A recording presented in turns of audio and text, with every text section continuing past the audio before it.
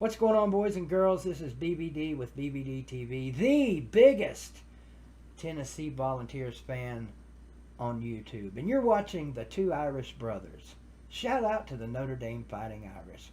Go Vols! Going deep for Smith. Irv Smith.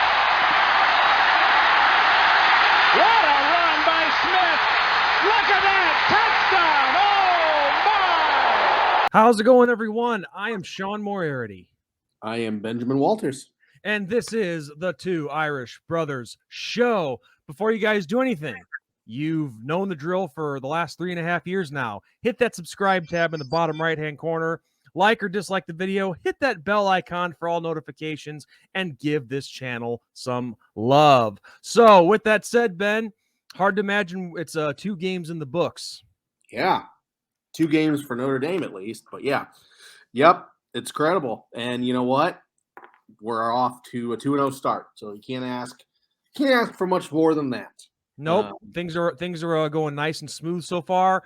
But this week for game number 3, we have our first test, if you will, of the 2023 season. As far as opponents go, and obviously, as we talked about before we started filming here, Navy and Tennessee State, we had the advantage when it came to size, but this week with NC State, it's a matchup of a team that matches us in size, if you will. At least, yeah. I mean, obviously Navy's a little undersized just due to being a service academy and naval academy at that, and then obviously Tennessee State being FCS was undersized. But yes, you're going up against a team that has guys that are the same size on average as the Notre Dame guys. So it's going to be a different ball game, if you will, a different approach. So, and also this is our first true road test of the season. Now we'll get into NC State, of course, and breaking them down, but we've played in Raleigh before. One time I think the last time we were there, it was in that monsoon, wasn't it? Oh yeah, it was raining pretty good last time we played them. Yeah, so on the road at least, I should say. Right. And even so, even if it's not a monsoon this weekend, still though, this is on the road. Their crowd's going to be pumped up, even though it's an 11 o'clock game too. Crowd's going to be pumped up, and the Wolfpack, they're going to look to ruin a good thing that we have going so far, as most teams on our schedule do. Yeah, well, and I mean, their stadium is not a stadium they lose at very often. I mean, this is a team that they don't lose at home very much. I mean, it's a rare day when they do. So this is a pretty good team, and this is a trap game for Notre Dame, big time. They have the potential to pull off a major upset early on in the season with Notre Dame. But I think Freeman will have these boys ready to go because we've seen it. We've seen it so far. We've seen what Notre Dame can do when they're on, and when they're on, they're on. And this NC State team is going to be in for a rude awakening when they come up against Notre Dame. Yes. And let's just make something clear here before we go any further. We get that yesterday was NC State's first game of the year, and it didn't go like I'm sure they planned. So we take that into consideration. So anybody who says that we're just a couple of homers who don't know anything, no, we're taking everything into consideration here, and we get that things might not always go as planned the first game of the season. Yeah. But there's lots of edges to be chipped away at and kinks to be smoothed out and all that. I mean, it's you're getting your first actual game action. There's not scrimmages. You're not scrimmaging against guys that all their quirks. Mm-hmm. This is an actual game action.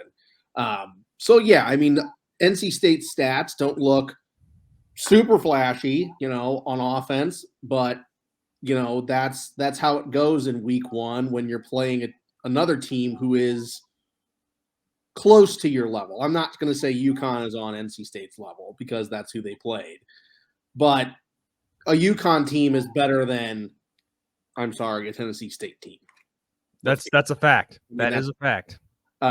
So that's in consideration as well. But yeah, I mean, let's get into this. NC State is led by Brennan Armstrong. We are familiar with this quarterback. Yes, we are. If you don't remember, he played at the University of Virginia, and we played Virginia and Brennan Armstrong in 2021. So we have seen this quarterback. We do know what he's kind of about. And I think Freeman will definitely use that to his advantage. Brennan Armstrong went for 17 of 26 for 155 yards. No touchdowns, no interceptions. So pretty average day as far as yes. as throwing the ball goes. But he is also a runner. This is a dual threat quarterback. Don't let him fool you with that. He had 19 carries, 496 yards with an average of 5 yards a carry and 2 touchdowns against UConn. So, I mean, this is a dual threat quarterback that can hurt you in both the air and on the ground. I mean, we gotta contain him. I mean, this, we kind of got a little bit of that against Tennessee State because their quarterback was obviously a big boy, 6'5", 225 pounds. Yeah, I was surprised to see that. They used that to their advantage. There was like a 4th and 1, I think, and he just kind of leaned forward and fell, and he got the first down. I mean, that's how it goes. So yeah, so we got to be careful with Armstrong. We do. Yeah, he carried that offense yesterday for NC State. Just looking at the numbers here, haven't had a chance to really see some highlights, if you will. But yeah, the closest kind of support that he had was, at least as far as on the ground goes, was Jordan Houston, running back for the Wolfpack. He had 57 yards on 13 carries. In the air for NC State, as far as receiving goes, the leader there was Kevin. Oh God, I'm going to butcher his last name. Concepcion. Okay, Concepcion. Spit it out, Sean. Four catches for 36 yards. So as far as supporting cast goes for Brennan Armstrong, didn't look too sexy yesterday. Yeah. But like we've said already, we know it's the first game of the season, and some things just take some time to gel. But overall, despite what Brennan Armstrong did in the offense, I think it's safe to say that it was the Wolfpack defense that carried this team and kept them on path to victory yesterday. Because there were points looking at the numbers where from what I was hearing while watching the Notre Dame game, that UConn was driving at times.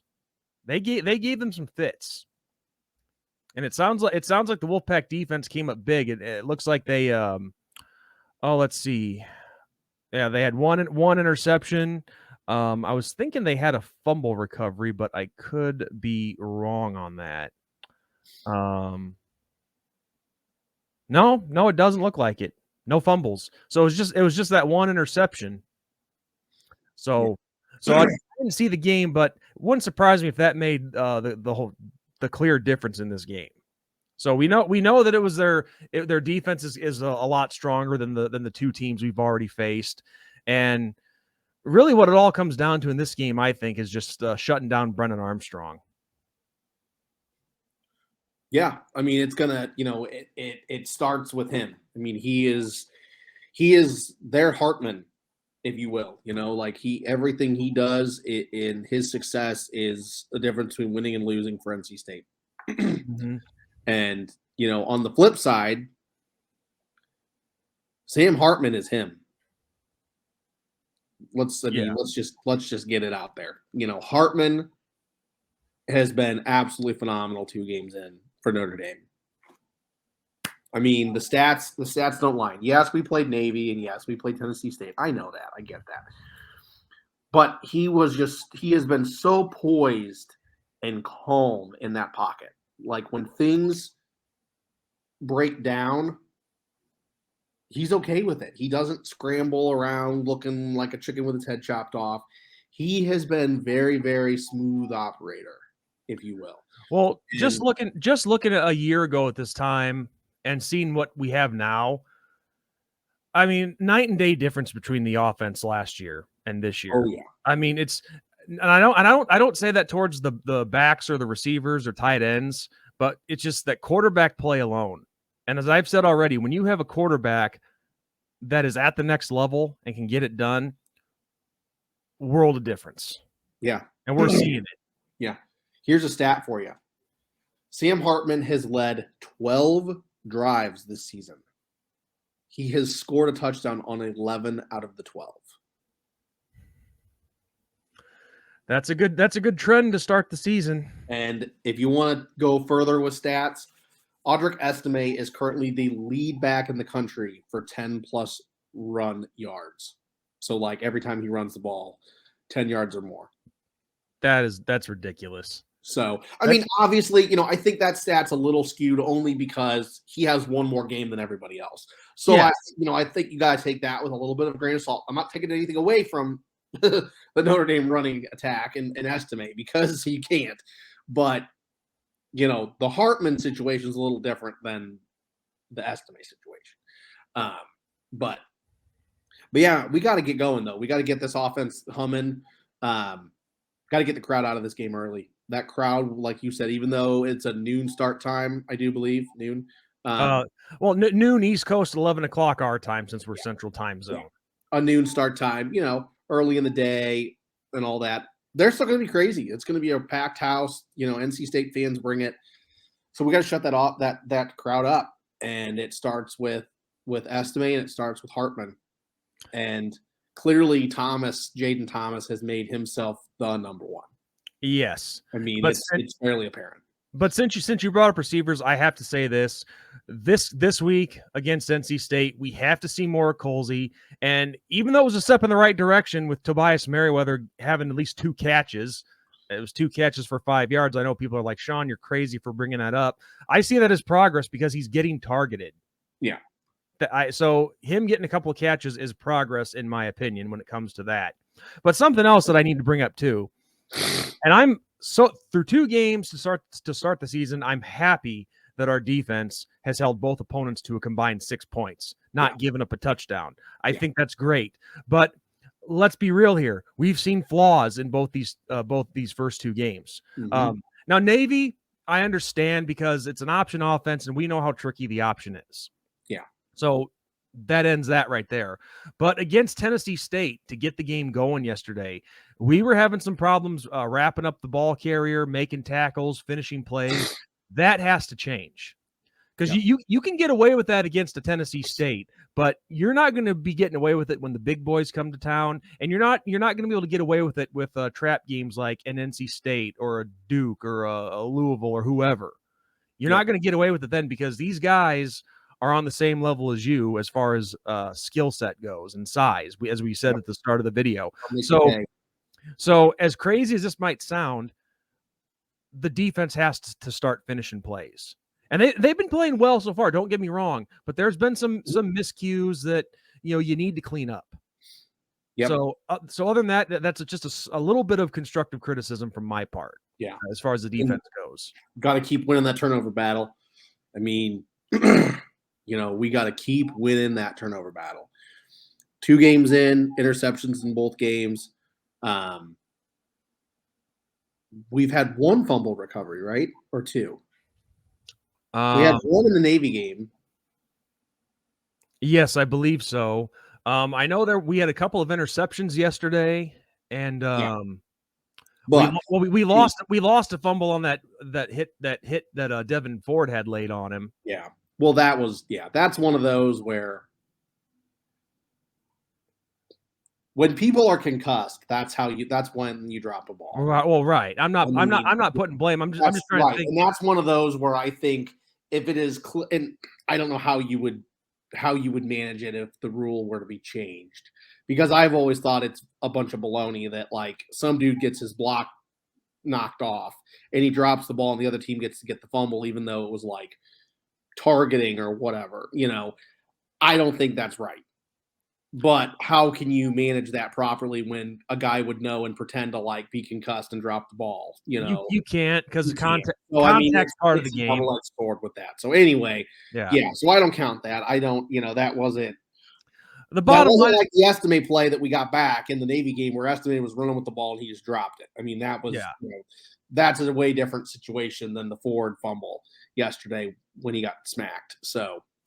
Well, put it this way: so far through 2 games, we have been winning the turnover battle. That's for sure. And we got to continue. I mean, this turnovers set you up for success, and not only does it set you up for success on offense, you stop the other offense right in their tracks. So, I mean, it's a win-win in that situation. But yeah, I mean, if we can hold Brennan to being average or below average, we win this game. If we can't, and he starts playing like Hartman's been playing, we're going to be in for a dogfight. Yeah. So, you know, we gotta get things rocking and rolling, and nice to see that the special teams is picking up right where it left off last year, blocking a field goal yesterday. Yep. You know, let's try to get that going again against NC State. That'd be awesome to do. So, yep. Yeah. I'm excited. I'm excited to play NC State. This is the first actual opponent. I'm ready to see what Notre Dame can actually do against somebody that is halfway decent, as opposed to a pushover. No offense to Navy and Tennessee State, but yep. We all know that it is what it is when it comes to that. So, but with that said, Ben, the fun part of every preview video, score prediction time. And if you don't mind, I would like to take the honors first. That's totally fine. All right. So, with what we've seen through one game with NC State, which it's not much, kind of hard to make a prediction because you don't know what their true identity as a team is yet. I mean, you'd be crazy to say that this is their identity after one game. Right. But I know what I've seen with us so far, and I've seen what our guys can do, even though it's been two lesser opponents. Put it this way. We're not UConn. Our defense is not UConn's. Our offense is not UConn's. So I think NC State's going to be in for a rude awakening, like as you quote you at the earlier in the video here. So based on what I know about Brennan Armstrong and with what I've seen out of us and how poised Sam Hartman is and the world of difference between the quarterback room a year ago to now, I'm going to say that my final score for this one, Notre Dame 40, NC State 14. Ooh, our score predictions are very close. Very, very close. And notice how different these are from the score predictions, like the way early ones that in the video that we did some time ago. So I say Notre Dame 45, NC State 14 because they're at home. I think they'll get a couple touchdowns just over the fact that they're home. They got the crowd on their side. But yeah, 45-14 for me. I give Notre Dame 5 more points. I mean, I hate saying it, but there's going to come a time this season where we're going to give up a touchdown. Well, I mean, and it's you know, you can't be, well, I mean, I guess you can technically, but I mean, it's few and far between when, you know, you're not giving up a touchdown right in a lot of games. So yeah, I think them being at home, that helps out a little bit, but it'll be lopsided just like the first two games, and we'll improve to 3-0. So, all right. Time to go hunt some wolves. Yes, it's a wolf season. I'm hunting Wolfpack. Okay, that was bad. I'm trying. Okay, I'm trying. All right. So with that said, everyone, that'll wrap it up for this preview for the NC State game 2023. Mm-hmm. As we always say, well, I already said this at the start of the video. Subscribe, like, all that good stuff. Also, make sure you guys go and subscribe to the Voice of College Football, Notre Dame, because as we said already, that's where we do our post-game stuff. We have a live post-game show immediately or as soon as possible after every Notre Dame game this season goes final. But our goal is to go live right after the game ends. So the Voice of College Football, Notre Dame, go check that out. Like and subscribe over there. Lend the support to us over there as well. And then we'll be back next Sunday for the next preview on this channel here. So with that said, everyone, I am ND Sean 45. Or Sean Moriarty, my real name. I'm sorry. I'm Benjamin Walters. And on that note, as we always say, good night, God bless, and go Irish. Go Irish. Beat the Wolfpack.